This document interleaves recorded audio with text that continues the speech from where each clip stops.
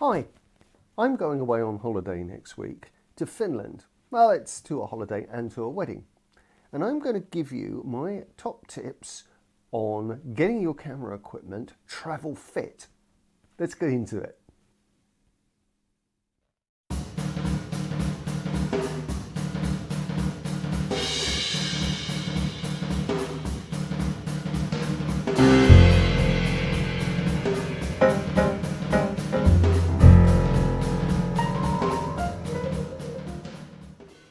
To start off with, I make no apologies that most of this episode is going to be of more use to film shooters than it will be to those who shoot digitally. I'm going to be taking the Lumix purely for video, although I may shoot some stills on it as well. And I will touch a little bit on what to take to make your digital life a little bit easier.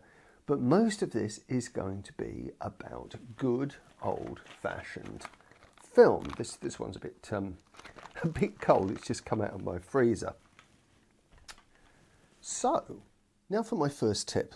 And if you take nothing else away from this video, learn this one because I've made this mistake myself in the past. Loads of people buy a camera specifically to go on holiday with. This is such a poor move. You want to be taking equipment with you that you know really, really well. Think like a professional. When you're stressed in a situation where you are taking unrepeatable pictures or ones that are going to cost you quite a lot of money to repeat again, don't trust to gear that you don't know. You don't want to be, if it's a digital camera, fumbling with menus.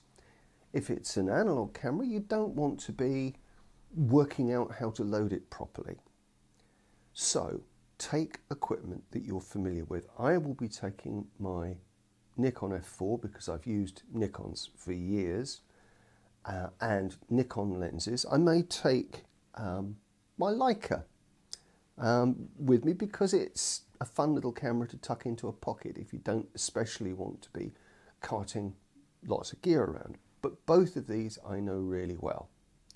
Don't buy a camera and go on holiday with it because you're courting disaster. Okay, so let's assume you've decided on what camera you're going to take with you, or cameras, but remember, weight is a thing, particularly when travelling by air, and you do not want to be carrying something like my Mamiya RB67 to make the plane go along like that. Once you've decided on your camera equipment, then you want to decide on lenses. Now, normally I'm a prime lens person all the way, but when you're traveling, and especially when you're in the process of traveling, when you're actually going from place to place, then I'm a big fan of good quality standard zooms. Now, this is the AF Nikkor 28-85, and this is a cracking travel lens. Okay, at f3.5, f4.5, it's not going to win any awards for large apertures, and for a zoom it's very sharp, but it's not prime lens sharp. But it's convenient, and when you're going from place A to place B, you don't want to be worrying about fiddling about taking lenses off, putting lenses on. You want a lens that you can pull out of your camera bag, take the shot you want, pop back in and forget. So I would recommend a standard zoom, it's a particularly weighty one, nice heavy barrel. Standard zoom, and that can be your almost fit and forget lens while you're traveling. You may want something when you get there that's different. I normally carry a 3-lens kit, but I'll get into that. But get yourself, you probably already got one, but this will be your friend, your standard zoom. If you prefer to take a prime lens kit, and in fact I'll be taking a small prime lens kit as well as a zoom, my own preference is for something quite wider. I carry a 24, and a standard 50 and my wide aperture 85. Now, to be fair, I would prefer to be carrying something that zooms into the long range, probably to 200, but I'm not going to buy it specifically for this holiday, and I don't use 200mm much the rest of the time. I find wide angles tend to be more my thing, but an ideal thing to carry, really, if you're going to be shooting maybe 135 or 200, or a zoom that goes up into that range. But having dealt with lenses, briefly, admittedly, let's talk about what you're going to carry everything in. Many people like to carry something like this, a photo backpack. It's the right kind of size for carry-on luggage, and you can cram a lot of gear into it. This is really a matter of personal preference. I really don't like these. I much prefer not to have something hanging around on my back and not having to take it off my back to get to equipment that's in it. And I know you can get ones with fancy pockets in the side that you can open up and get to the gear. But I much prefer something good and old-fashioned, like my Billingham bag. Good old-fashioned classic messenger bag is a very old one. In that, I can put all the stuff that I require during travelling and for the flight, and keep all of my other gear, including my tripod, and I'll get on to the fact that I carry a tripod. I keep that in my hold luggage or checked luggage. As I say, this is really personal preference, but the Billingham has accompanied travellers for many, many years, and I just have a soft spot for them. Okay, here's another tip that I consider to be very important. Whatever kind of bag you use to carry your gear in, however you split it between your carry-on luggage and your checked luggage, write a packing list. Now, this may seem like overkill for a holiday, but if you forget a battery for something important that you can't get where you're going, that piece of equipment becomes useless. You may forget something absolutely vital, and it's a good idea to make a list and tick it off and pack your bags according to that list. I even do that for my toiletries and personal stuff, but that's because I like to be belt and braces and have a bit of military precision about things. But just things like note to self to take the cool shades, super important, the passport, but even batteries, spare batteries. If you're going to be shooting video, you'll get through these at quite a rate of knots. And then, of course, you've got to have chargers. And if the country you're going to doesn't have the same kind of mains plug that you have, and Finland that I'm going to uses the standard European wall plug, then you're going to have a wall adapter to be able to plug in your chargers. So write a packing list and go through it a few times. Hone things down, because there's nothing worse than travelling with too much gear. Lord knows I've done that in the past. Make sure you're only taking what you really need, but make sure you do actually take it. Now, obviously, if you're an analogue shooter like I am, you're going to want lots of lovely film with you. And with that, we come on to the elephant in the room, which is airport security, X-ray machines, and the likelihood of your film getting fogged. Now, there's all kinds of contradictory advice online at the moment. X-ray will fog your film. There's no doubt about that. However, most of the airport machines are really, really low dose X-ray. Certainly the advice that Heathrow, our airport in London, gives, well, it's not really advice, that they tell you that film is not harmed, providing it's under, I think it's 800 ISO, by their X-rays. The advice online is usually to try and get your bags checked by hand as you go through. Unfortunately, at Heathrow, they won't do that. So you're forced to have your film X-rayed. I have heard of nobody getting fogged film, certainly under 800 ISO. And dutifully, I'll be carrying film around 100 ISO and film around 400. It will only get 2 doses of X-ray, once when it goes out of the country and once when it comes back in. I'm going to be keeping my fingers crossed, as I have always done when I travel with film, but I've so far had no problems. If, obviously, you can get your bags hand-checked, great. If not, I personally wouldn't worry too much about it.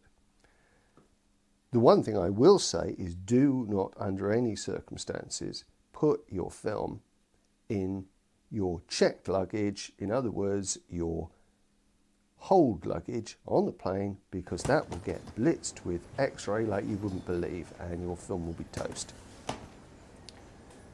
So,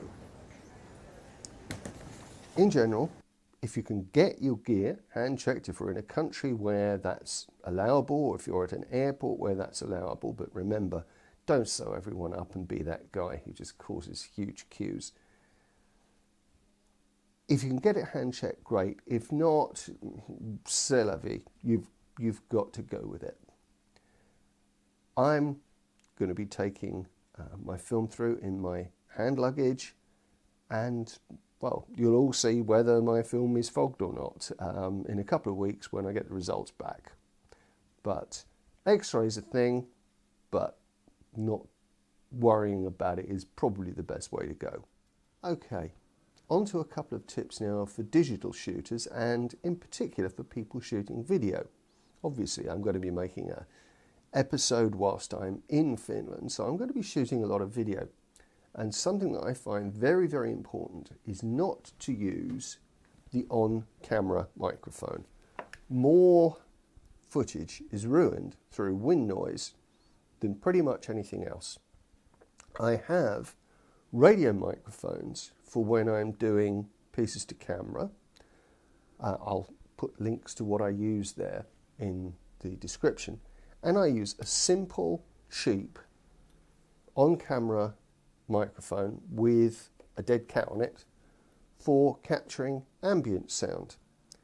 Now, you should always take the tip from professional videographers, and when you get to a location, just capture 30 seconds or so of atmospheric sound, which you can then use to patch into other bits of video where something like maybe an aircraft going over or a car hooting its horn ruins things. It's always handy to have some of that ambient sound there. Just record ambient for 30 seconds wherever you go, each location, and then you've got plenty to play with. Now, again, for digital shooters, don't have your cards, your precious cards, hanging around just in pockets or whatever. Get yourself something like this little card caddy. It's actually waterproof and it floats. I wouldn't trust it, but it's got a belt loop on it, but it goes into my luggage, but it stops things rattling around. I've got all my cards there. And that's the thing, don't stint on cards. Memory's cheap these days. Don't travel with just 64 gigs of cards, just buy a couple of extra. You're going to use them, and you'll kick yourself if you have to go around shops and try and speak a foreign language and try and buy cards, and it'll all end in disaster. So take a microphone, take some extra cards. Last but most definitely not least is your three-legged friend, your tripod. And this little Zomi travel tripod, whilst it's just over 1 kilo, isn't going to weigh your luggage down too much. I'll put it in hold baggage, but it may well be the difference between getting a photograph and not getting one. Most of the time it will probably stay with my luggage unless I'm going out in the evening, but it's like a comfort blanket. A tripod's there if I need it. And don't forget, doing a tripod, you might want some form of a remote release unless you're just going to use your timer. So, to sum up, you need to make sure you're going away with equipment that you know, that you can pick up and set things fast and get into the action, because it's likely your trip's unrepeatable and you don't want to miss out. So travel with gear you know. Secondly, lenses. The standard zoom is your friend. Keep it on the camera. If you're taking other lenses on the flight, you don't need them. Put them in your hold baggage. But your standard zoom is your friend, and you'll probably use that 90% of the time anyway for travel work. Next, make a packing list, and don't forget the small things. Chargers, very important. Adapters, if there are any other plug sockets other than the ones in your home country. So a list. Try and travel with a tripod if you can, because you're going to regret it if you don't. But also try and travel as light as you can.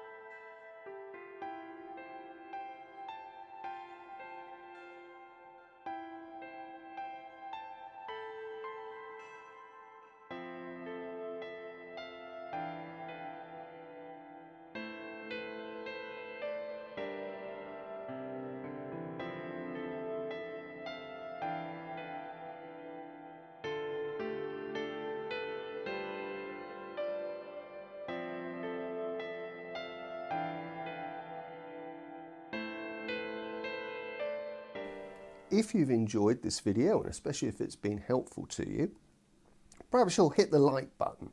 It'll do the channel a lot of good. Also, remember the comments. I love to get your comments.